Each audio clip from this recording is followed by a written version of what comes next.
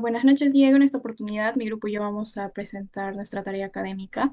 Voy a comenzar con la sección del propósito y uso de la base. En esta sección voy a presentar la documentación de la base de datos que utilizamos en nuestro trabajo, que es la encuesta permanente de empleo nacional, conocida como EPEN, producida por el INEI.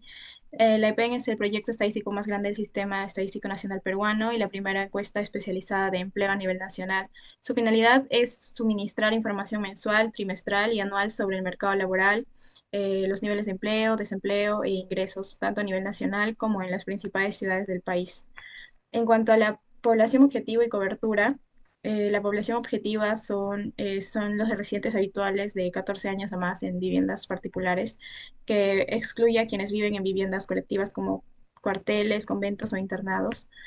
Por otro lado, la cobertura y niveles geográficamente cubre los 24 departamentos del Perú y la provincia constitucional del Callao en áreas urbanas y rurales. Los resultados se publican a nivel nacional, departamental, por ciudad y para Lima Metropolitana y Callao, también por trimestre móvil. En cuanto a la periodicidad, la EPEN es continua, opera desde abril de 2021 y publica resultados de tres formas: mensualmente para indicadores de coyuntura, trimestralmente por calendario y trimestre móvil y anualmente con inferencia departamental y por ciudad. También sabemos que desde noviembre de 2022 la EPEN reemplazó oficialmente a la anterior encuesta permanente de empleo de Lima Metropolitana, ampliando su cobertura a nivel nacional.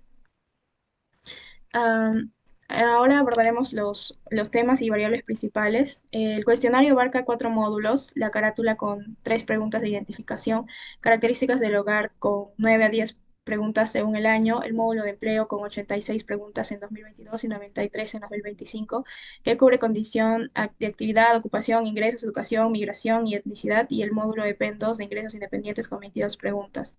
Los principales indicadores que produce el EPEN son las tasas de actividad, empleo, desempleo y subempleo, tanto visible como invisible. También calcula la magnitud de empleo en número de ocupados y horas trabajadas, la composición del empleo por rama, categoría y tamaño de la empresa, y también el ingreso promedio mensual en soles corrientes. En cuanto a los productos oficiales que hemos podido obtener del INEI, publica varios informes técnicos mensuales, trimestrales y anuales. El más reciente es el informe de mayo del 2026 sobre el primer trimestre de ese año. También tenemos a disposición las bases de microdatos, fichas técnicas, cuestionarios y diccionarios de variables en su plataforma en línea y en la plataforma nacional de datos abiertos. Bueno, continuando con el diseño muestral de la EPEN, la encuesta permanente de empleo nacional, como ya lo mencionó Maffer, es elaborada por el INEGI y tiene un diseño muestral que se mantiene constante desde el 2022 hasta el 2025, que son nuestros años de estudio, y que nos permite justamente comparar los resultados entre estos años.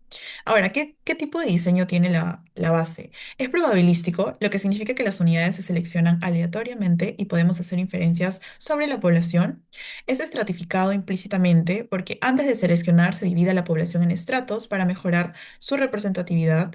Es de áreas porque la selección está asociada a zonas geográficas. Es bietápico con dos etapas de selección y es independiente por departamento. Esto quiere decir que se obtiene una muestra separada por cada uno de los 24 departamentos y el Callao. ¿Sobre qué base se selecciona esta muestra? El marco muestral proviene del Censo Nacional del 2017, actualizado cada año con el registro de viviendas y establecimientos, y las unidades de muestreo varían según el área. En zonas urbanas, la unidad primaria es un conglomerado de aproximadamente 140 viviendas y la unidad secundaria es un segmento compacto de 4 viviendas. En zonas rurales, la unidad primaria puede ser un conglomerado similar o un área de empadronamiento rural de unas 100 viviendas, y la unidad secundaria son 8 viviendas en dos segmentos. En la primera etapa se usa selección sistemática con probabilidad proporcional al tamaño y en la segunda se usa un muestreo sistemático con arranque aleatorio. Ahora continuando con el factor expansión, dentro de esta base de datos el factor de expansión que se utiliza está en la variable FAC300-anual, que está etiquetada como factor anual nacional de empleo. Esta variable nos dice cuántas personas representa cada encuestado en la población total. Y para declarar este diseño complejo en estrato utilizamos estrato, la variable estrato, conglomerado como unidad primaria y FAC300 anual como el ponderador. El factor de expansión se va a construir en cuatro pasos. Primero, el factor básico, que es la inversa de la probabilidad de selección. Luego se ajusta por no respuesta de conglomerados, después por no respuesta de viviendas y finalmente se calibra las proyecciones poblacionales del INEI por departamento, área, sexo y grupo de edad. En cuanto al tamaño muestral, la muestra ha crecido de 132.000 viviendas en 2022 a 142. 42.000 en 2025. Además, la EPEN muestra un esquema de panel rotante. Hay unidades primarias de muestreo en panel que permanecen varios periodos y hay unidades primarias de muestreo no panel que se renuevan, lo que permite estimar cambios en los indicadores de empleo y evitar el sesgo de condicionamiento. Y finalmente, en cuanto a los niveles de inferencia, el diseño garantiza estimaciones confiables al 95% a nivel anual en los siguientes dominios: nacional, nacional urbano, nacional rural, departamento y ciudad. Para nuestro trabajo, los análisis de evolución temporal los hacemos a nivel nacional con los 4 años que hemos mencionado, del 2022 al 2025, y por el análisis por departamento se va a hacer utilizando el año 2025, ambos dentro de los dominios garantizados. Continuando con la estructura de la data, en cuanto a la jerarquía de la base de datos está organizada en tres niveles: vivienda, hogar y persona. La unidad de observación es el hogar y la unidad de investigación es cada residente habitual de 14 años o más.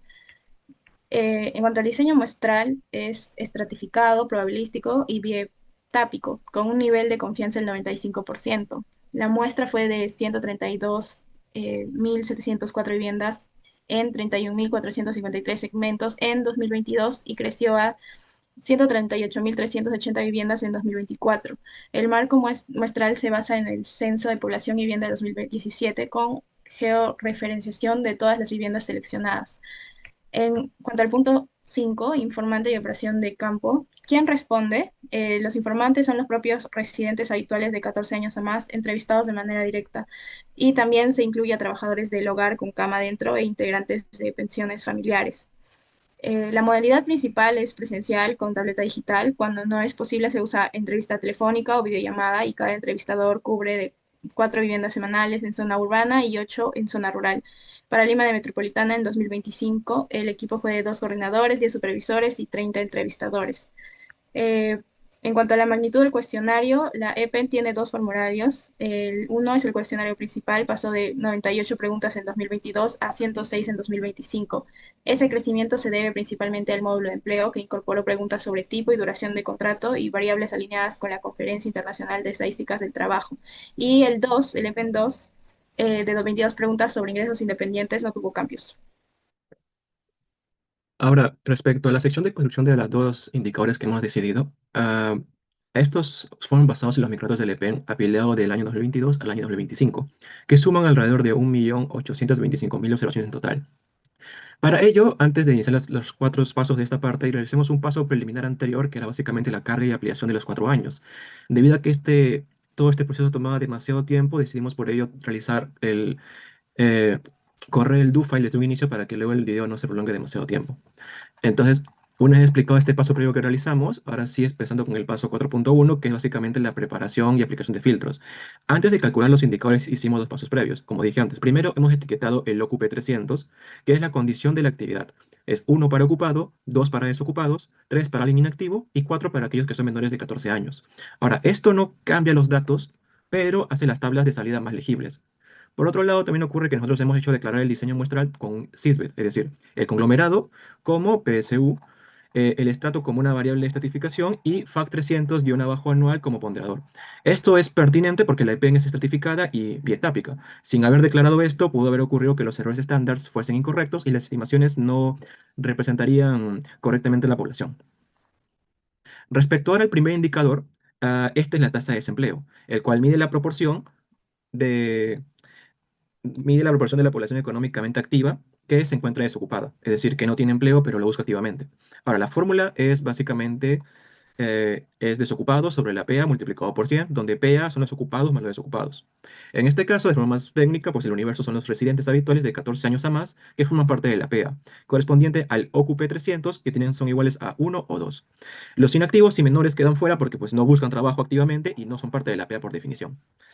Ahora, para construir la variable E en sí, bueno, el indicador, en el código generamos las variables binarias desocupado con dos replays, donde vale 1 si el OQP 300 es igual a 2 y vale 0 si el OQP 300 es igual a 1. ¿Por qué? Porque, bueno, por ejemplo, los inactivos y menores quedan fuera porque no buscan los trabajos activamente y estos ya no son parte de la PA por definición.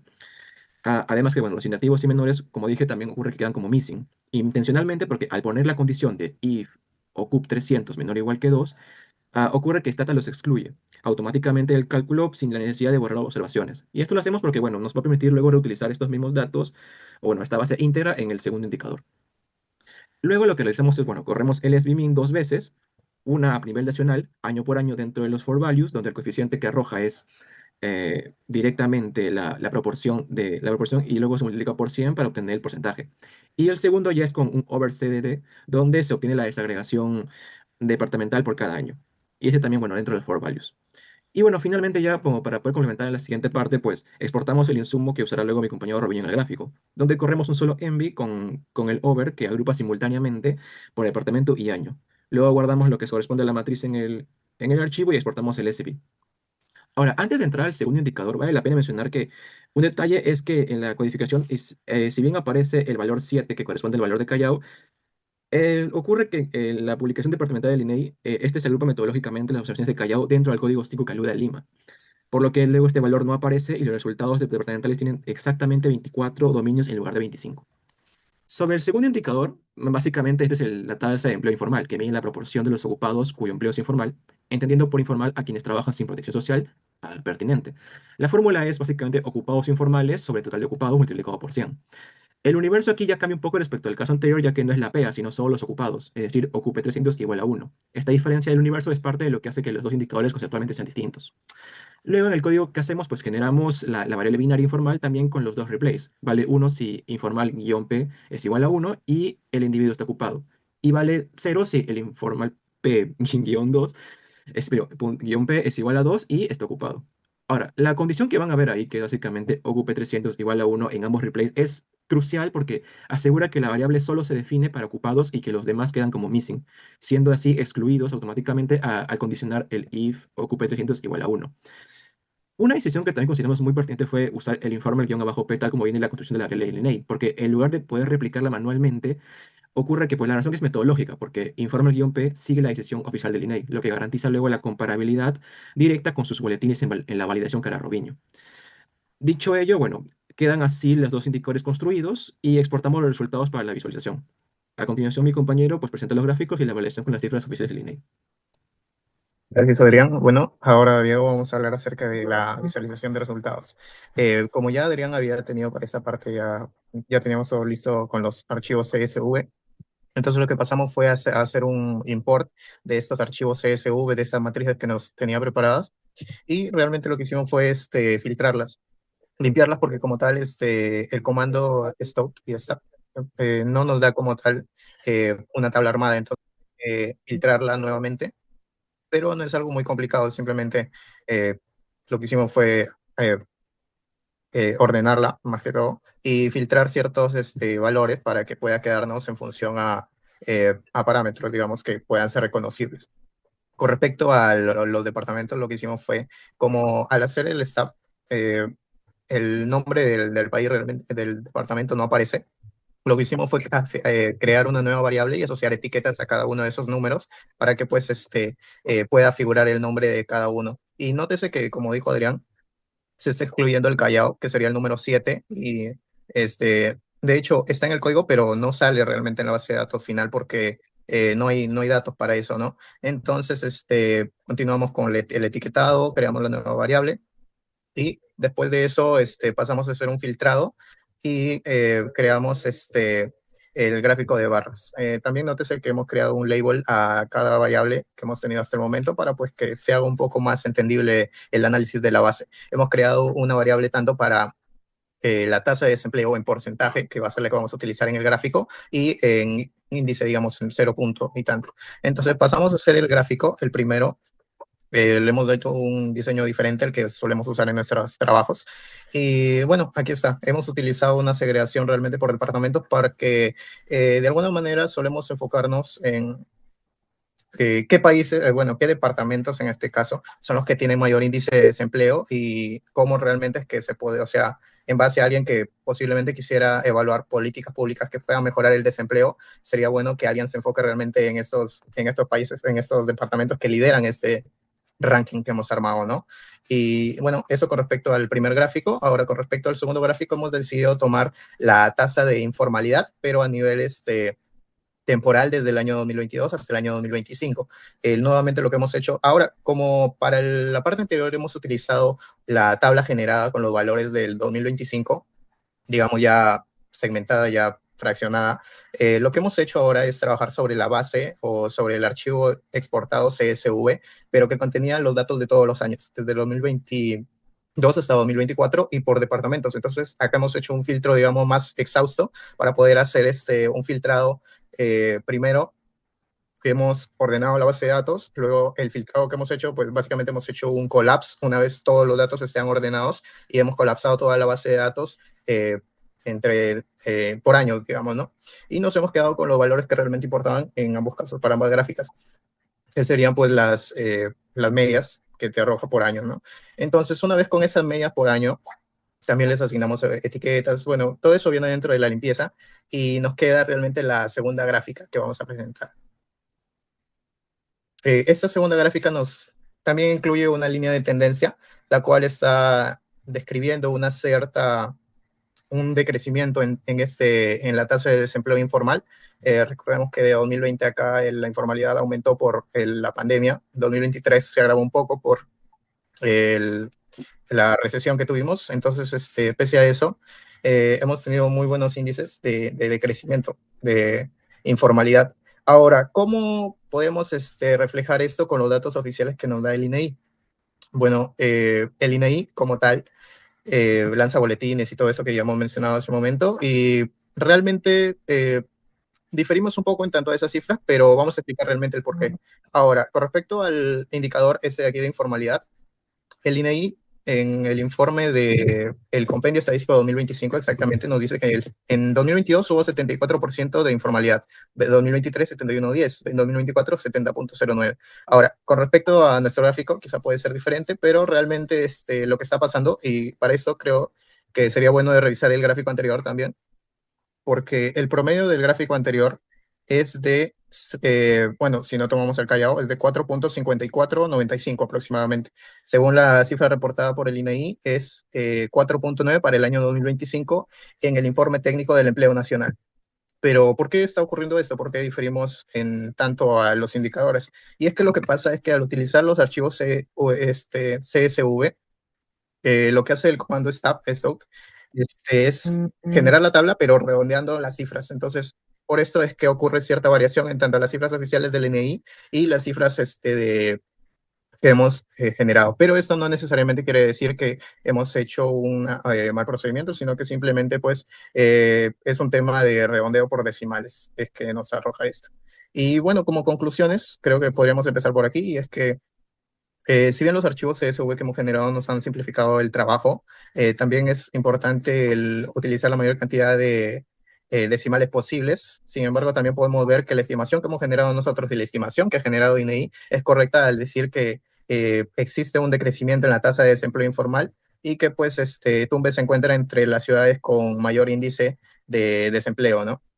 Para el año 2025. También, para terminar, cabe recalcar que cada vez estamos mejorando más y estamos leyendo un poco más los codebooks y todas las encuestas que parecen gigantes. Y nada, esperamos seguir mejorando. Muchas gracias por todo y esta ha sido nuestra exposición.